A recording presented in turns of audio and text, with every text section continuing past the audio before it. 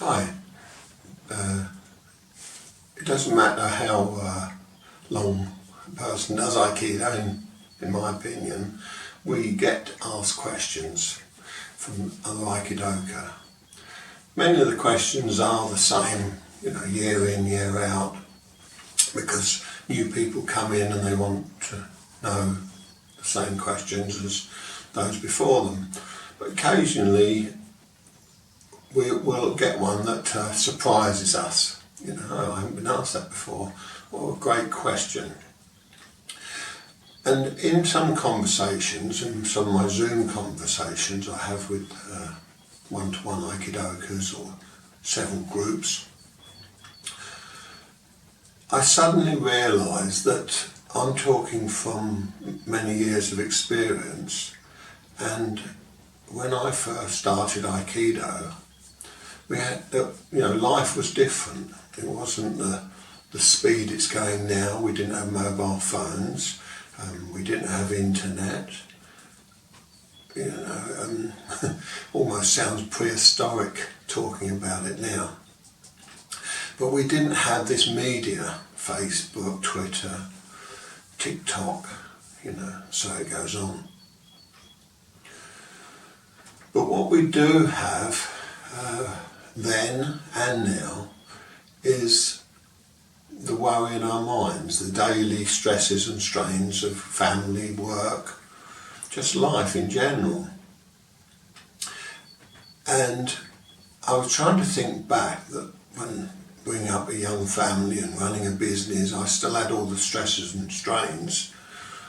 And these, I don't know about other continents, but the Western world, in democracies, we tend to think and ask questions a lot.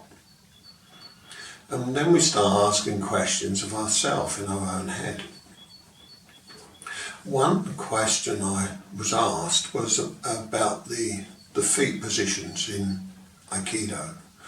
And I was explained that in Tai-Jitsu, the stance is open with the back foot wider than when doing the weapons. In 1983, Saito Sensei sent a student, a Swiss student who was Uchideshi at the time. He said, before going back to Switzerland, on your way home, call in to Tony and help him with his Aikido. That was a great honour for me, and for Sensei to think of me in that way boosted me from then and for many years on. Anyhow, I trained every single day doing something, Ken, Joe, on my own, walking in the mornings with my dogs. And what I realise now is the things that I'm talking about and teach, I didn't have to really learn because a lot of them were inbuilt. So when the student was asking me about the feet, I realised, watching other students, how light their footsteps were when moving across the tatami or on hard floors. And of course, you can't be inside somebody's head, but I suddenly realised that most of them are using arms to swing the Ken or Joe and the strength in the upper body, where if you train every day and training then, let's say 3-4 times a week physically on the mat, we never used to talk in those days on the mat, where now chatter seems to be 90% of the training time. I'm sure in Japan they still have strict rules where you just train. But I notice more and more in my seminars, and I've got fed up with saying it now, no talking please, just concentrate. But it wasn't talking just was not part of our training, same as we didn't have mobile phones in the background going off when we were training to remind us of the world that we live in. So once we put our gi on and stepped onto the mat, we were coming from perhaps a stressful life, even not as stressful as today's living, but it was stressful to us. We hadn't speeded up to the 21st century quite so fast then. So we would arrive at the dojo, put on our gi, and the moment you step on the mat, it was like stepping into another world. You didn't need to talk because the techniques were done quite fast.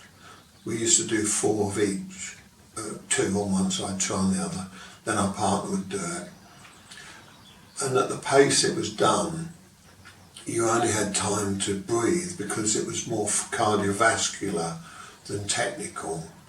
We thought we were doing the techniques correctly, of course, but looking back on it now, it was more like fighting with each other, calling it Aikido. So I'm explaining this to try to get to the point of how do I teach you what you can't do or don't do now in your training, but you need it to be a good martial artist. You need grounding. In the Orient they talk about the centre of the body, the hara, and how you put everything lower than your belly button. This is your central point, and just below the navel, about 5 centimetres below your navel, is where you're supposed to think of your central point, where your mass goes downwards, not upwards. But the Western mind thinks, and it's a little bit like yeast rising in bread. So when I see people walking in daily life, and you can check this out for yourself, this is what the whole purpose of this film is about. Training daily, those who've been to Iwama or those who train in a dojo on a regular basis will understand what I'm talking about. You become very exhausted, the body becomes very tired, but the enthusiasm to want to do the art more and more grows. But as the body gets very tired, we start to relax more. The body gets, without us knowing it, the hara does naturally take place. And if you train with someone who trains daily, or go to Iwama or a place that's intense, you will find them much more solid, much more difficult to move. They haven't changed their weight. Perhaps they weigh the same as you if you stood on a weighing scale. But their mass has gone downwards, not upwards. And it's done this naturally. So those very, very few of you that might be listening to me who do that training, you don't have to do anything. Just keep training daily and working your body hard, and you won't need to learn this. For my majority though, I'm going to add this small piece in. If you can talk less on the mat, you've got more of a chance of lowering your mass, because going inward and concentrating on what you're doing, but don't go inward too far and forget that you've got a partner or partners. They are the most important thing in training Aikido. Don't just work with them, but think that it's you that's perfecting the technique. Without them, you'll never perfect the technique. That can perhaps be for another film. Okay, so what I'd like you to do is, you can do it in daily life whenever you get a moment to think, perhaps a spare moment, or walking to the shops, or walking to the canteen, walking around your house, your apartment, wherever it may be, in the garden, in the park, just start treading with your feet and pressing them firmer into the ground on each step. Some monks in their system, each morning they will walk and they will move their feet at such a slow pace. Most of us would not be able to hold our balance on the one leg as we transfer slowly to the next step, hovering across the ground at perhaps millimetres distance between our foot and the ground. The aim is to force your body and your mind to create mass, because without this mass in your lower half of your body, so when you call forth to do a technique on someone or to throw someone, this power must be called upon instantly. You can't at the time think, oh, I must think down when you're about to throw somebody upwards. But if this mass is slowly built, drip by drip by drip, into the feet, and you start to feel the feet as they press into the ground, the depth of this tread, the depth. We can all do it. It doesn't take a scientist or magician to press deeper into your feet. And realise how light you normally walk in every daily life.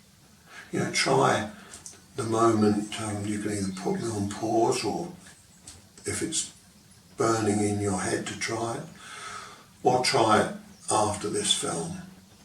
But walk around and notice how you go from light to firmer steps.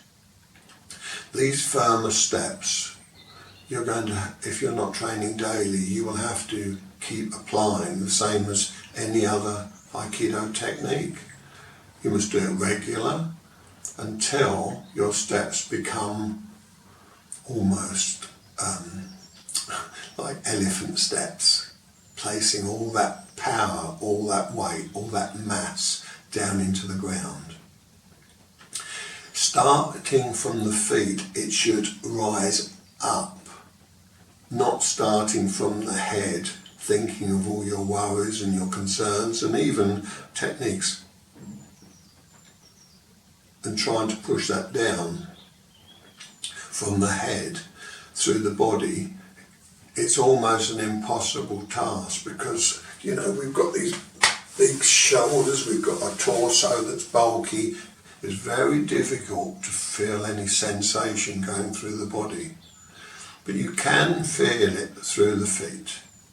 And you slowly press into the feet, and as you do that, you'll slowly be able to come up into the shins, into the calves, and like all human beings, we will try to rush the process. You cannot rush the process. Next year will be my 50th year in Aikido, and I'm still learning. It's the joy. Sensei said, as long as your Aikido is joyful, then you're doing it correctly.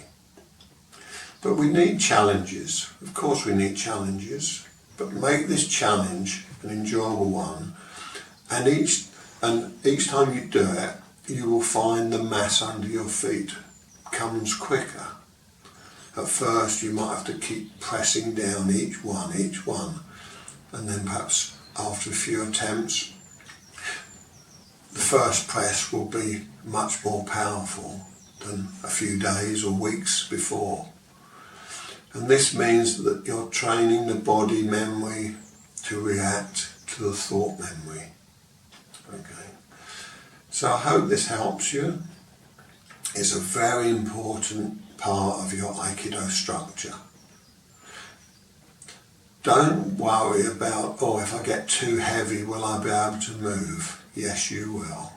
It's your mind that's playing tricks with you and doing a, but what if? In Aikido, we've not got room for but what ifs. We've only got room for training in the correct way, building our Aikido, building our mass, building our Zanshin awareness. And I'll finish off by saying, remember, talking distracts the inner body, the inner mind. Be at peace, just train. If you have to talk, make it minimalistic and avoid too much confrontation with your partner. You're there to train. It's a short period on the mat. Yes, if you want friendliness, make it afterwards, in the club, in the bar, or wherever you wish to meet.